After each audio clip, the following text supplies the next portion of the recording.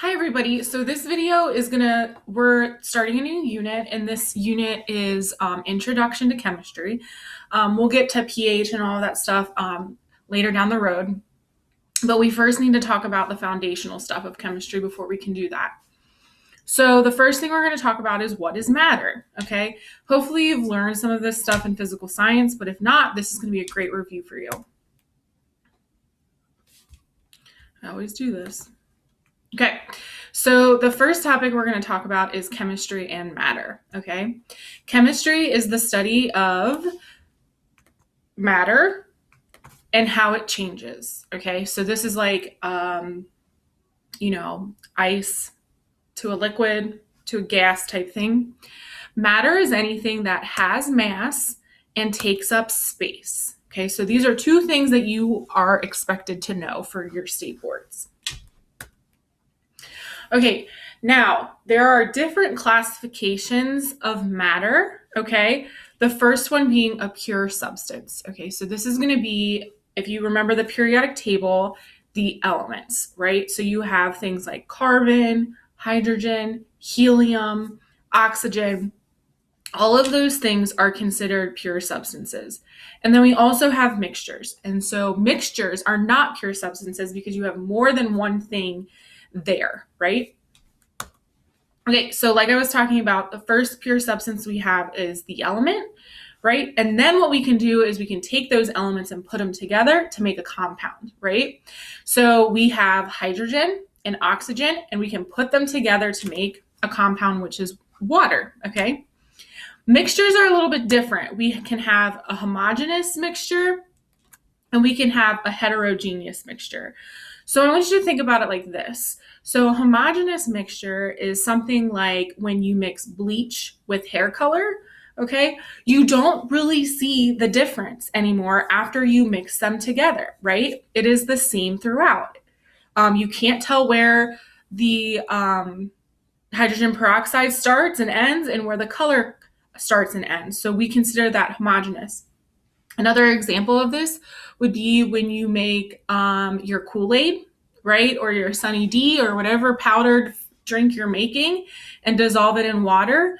Once it's dissolved, you can't see where the Kool-Aid stops, the solid Kool-Aid, because it's now been dissolved and the water begins. The opposite of that is a heterogeneous mixture. A heterogeneous mixture is when you can see the different pieces there, right? So an example of this would be like vegetable soup. You can see the peas, you can see the carrots, you can see the celery, etc., right? Also, like a bowl of cereal, like Lucky Charms. You can see the marshmallows, you can see the milk, and you can see the grain portion of Lucky Charms. Okay, so go ahead and take a second to write these definitions down. I'll move myself over here. I'll kind of talk through them as you're doing it. So an atom is the smallest unit of an element that keeps the element's chemical properties. So every element is made up of the same atom, right? So when I'm talking about something like oxygen, right? Oxygen is made up of oxygen atoms, right? And there's multiple atoms inside of an oxygen element. Element is a substance that can't be broken down into simpler substances. A compound is a substance made up of atoms of different elements. That's what we were talking about with combining. Heterogeneous mixtures are made up of different substances that remain physically separated. And a homogeneous mixture is the same uniform appearance and composition throughout. I keep moving myself and then it's like, okay. Now, properties of matter, these are things that you probably have seen since you were in elementary school, right? So solids have a definite shape and volume, right? So this would be like a hairbrush, right? That's not changing, right? It's close packing of molecules, strong molecular forces, okay? So even though it doesn't look as though the hairbrush is moving, it actually is because all atoms have movement, but it's still solid. So they kind of move like this, really, really slowly. We would consider it like a vibration. Liquids have a definite volume, but not definite shape. Okay, it assumes the shape of a container and it has slightly weaker forces than solids, which allows the substance to flow across it. So what does it mean by something having definite volume but not a definite shape? So let's say that you have to get 2 ounces of hydrogen peroxide and 2 ounces of hair color to mix them together, right? The hydrogen peroxide usually comes in a bottle, right? So that hydrogen peroxide is currently taking the shape of that bottle. When I pump it out into the container that I'm mixing it in, it is now taking the shape of that container. And the same holds true for the hair dye, right? So it's in a tube and you have to squeeze the hair color out and mix it with the hydrogen peroxide. So then the hair color also takes the shape of the bowl. And then a gas has no defined shape or volume, very weak, and it allows gases to be compressed, right? So think about it like this: hairspray, right? Hairspray is a gas, right? So what happens is you'll notice that you're like, this is just a gas. So how is there so much stuff inside of here? That's because we can compress the gas particles into that container. But once we spray that into the air, it is no longer taking the shape or the volume of the container. It is now taking the shape of the room. The volume of the room and the shape of those particles. And just so we have a definition, again, that matter has mass and takes up space. Okay, so now let's talk about the difference between physical and chemical properties, because this is really important because you do both in cosmetology. You do physical properties and you do chemical properties, and we'll go more into depth with this when we get to hair color and hair texture chemistry, okay? So properties can be broken down into physical and chemical properties. So a physical property of a pure substance we can see without changing it into a new substance. So some examples include, so if it moves from a solid to a liquid, so if you take water and freeze it to an ice cube, you're not changing the chemical composition. You are just changing what matter it's moving to. If something changes color, right? So if we add food dye to water, we can eventually evaporate the water and leave the food dye behind, which tells us that neither substance changed chemically. Shape, so like an example of this would be when you do somebody's haircut, you are just taking off the hair, right? You're not actually changing the composition of the hair because the hair is the same whether it's on the floor or on the person's head.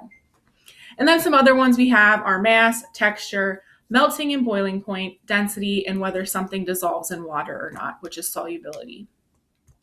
We then have chemical properties, which are properties of a pure substance that describe its ability to combine with something or change into a new substance. And they're not always easy to observe. However, let's look at some examples.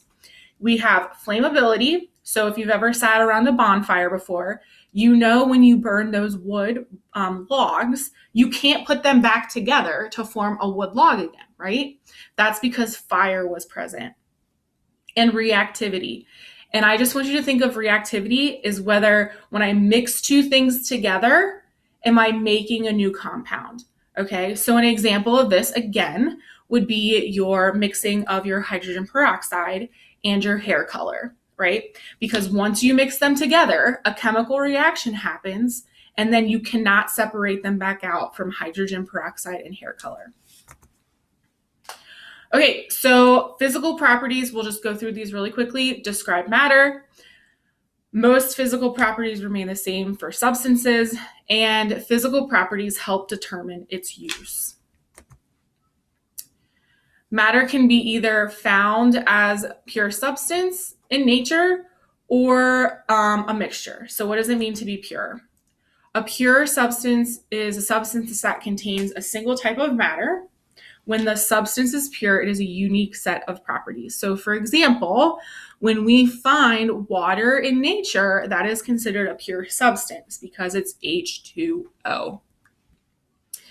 Example, pure water contains only water molecules, nothing else. Okay, we call this distilled water.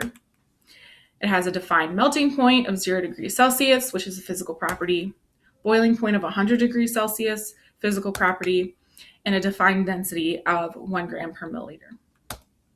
No color, no taste, does not burn. Okay, chemical properties and changes are a characteristic ability of a substance to change into another substance. Sodium metal is very reactive, and we never find it in nature by itself because it prefers to be with oxygen, right? It's actually a very dangerous chemical by itself. Examples of chemical properties, we've kind of already talked about this, whether something burns or you're creating something new.